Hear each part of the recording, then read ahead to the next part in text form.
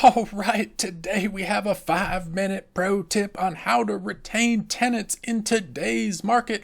How do you keep the bird in the nest? How do you keep the squirrel in the tree? We'll cover a couple of different things that will help you keep your tenants longer. All right, let's get into it. So just quickly, a couple things to do is figure out your goals for tenant retention. How long do you want to keep them? Do you plan on multiple years? Do you plan on 6 months? Are you going month to month?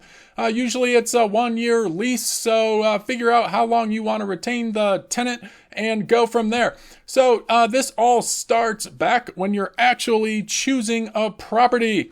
You know, if your property is going to be in a B or C area, we'll cover that in another video, then you're probably not going to be able to retain tenants as long in general. If you're in an A area, then your tenant should stay longer. So as far as property selection goes, on this channel, I recommend, and this isn't financial advice, don't do anything I say, I'm a YouTuber, definitely consult your realtor, broker, and other professionals before you do anything. Okay, so to select a property at the beginning, what you're looking for is a house that is 3 bedrooms, 2 bathrooms, or 4 bedrooms, 2 or 3 bathrooms, something like that, that will attract a family. All right, so if you can get a family in there, they'll likely stay longer.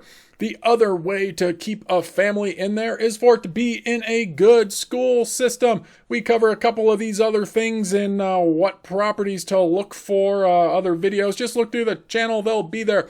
So as far as property selection, if it's in a good school system, 3-bed, 2-bath, or 4-bed, 2 or 3-bath, whatever, you're probably going to be able to attract a family that wants the school system. What does that mean? That means if they have a toddler or a 5-year-old or, 3 kids, a 5-year-old, 10-year-old, and a toddler, they're going to be in that school system for a long time. It could be 12 years that they're there when that toddler gets into elementary school and goes all the way through to high school. That will keep your tenant there if you pick the correct property in the correct school system. That's one of the best ways to ensure tenant retention. So anyway, that's property selection right there. That's what I recommend. Again, don't do anything I say. I'm a YouTuber. Okay, so communication preferences. Your tenant will want to be able to talk to you and or their property manager if you're using a property manager. We self-manage on this channel. It's a little easier and saves us 10 to 12% on property management. You can get property management for less, but you got to find a good property manager, and then they're going to bill you 10% of your rent or whatever they bill. That's money out of your pocket. If you're able to communicate with them during the day, then just self-manage. You'll save yourself, if your rent's $1,500 a month, you're going to save yourself $150 a month. You can dump that into maintenance and call it a wash, and you actually get a tax write-off for that. You get a tax write-off for property management as well. But hey, why not just keep as much rent as you can in your own pocket?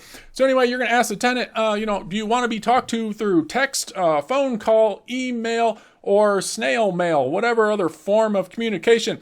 As long as you can communicate with the tenant and they can communicate with you, you're going to make them happier throughout their stay there. If you get one of these families in there that could be there for 12 years, but then you never talk to them and they can't get a hold of you, well, they're not going to stay there.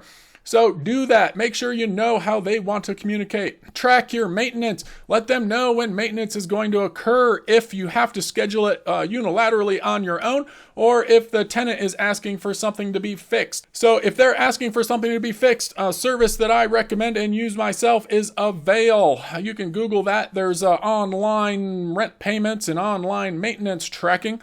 That will help the tenant know what's going on, and they can submit maintenance claims through an online portal if they want, instead of calling you. That keeps them from calling you too. So, hey, whatever. Track that. Make sure they know when they're coming out, and you'll make them happier. Late rent conversation. So at the beginning of your lease, you're going to put in your lease some sort of clause if the rent is late. You're telling your tenant, if you have a late rent clause in there, that it's okay to pay rent late. We have another video on that, another 5-minute pro tip. Look through the channel for that one. I'll probably link it up here. We'll try to link it up here for you. So anyway, late rent. You're telling the tenant, hey, if you're 5 days late, it's $50 extra. It's $100 extra, whatever. If that tenant knows that up front, and that, you're basically telling them it's okay because you're putting it in the lease, what happens? Eventually, they're going to get evicted, but, if they pay the rent late, 6 to 10 days late every month, who cares? You're making extra $50 or $100 a month off of the property that you wouldn't make otherwise. The tenant's still happy. If they can just do that through 12 years, that is a ton of money. That's like, I don't know, $1,800. How much is that? No, that's like $6,000. If it's $50 a month, you're making another $7,200. Wow, math. So over 12 years, you'd make another $7,200. That's pretty good. I think that's right. I don't know. But yeah, you're making extra money. So lease exit terms. Hey, that tenant may want to purchase a house sometime in the next year or whatever, 6 months, whatever time frame they have. Make sure you have lease exit terms. For me, I tell the tenant, hey, you can exit this lease. We'll sign an addendum to terminate the lease for 3 months rent. They give a 30-day notice. They pay 3 months rent, and boom, lease terminated. And as long as the property's clean, they get their money back for the security deposit. So what they're looking to do is possibly buy a house or move to another area, whatever. If they have a way out of it, you're going to make them happier. You're going to make more money. So if you move another tenant in within 5 or 10 days of them vacating the property, you're basically, over the course of a year, you're renting that property for 12 months and you're making 14 months worth of payments. That's really good. So that's the tips for tenant retention. If it was too fast, you can watch the video again. That's good for the YouTube algorithms. You can go ahead and subscribe right here. You can watch another video right here. And definitely like this if you did. Right down here, little thumb. Hit that thumb. All right, and if y'all have any other questions, put them in the comments. We'll talk about it in another video. But hey, y'all have a good day out there.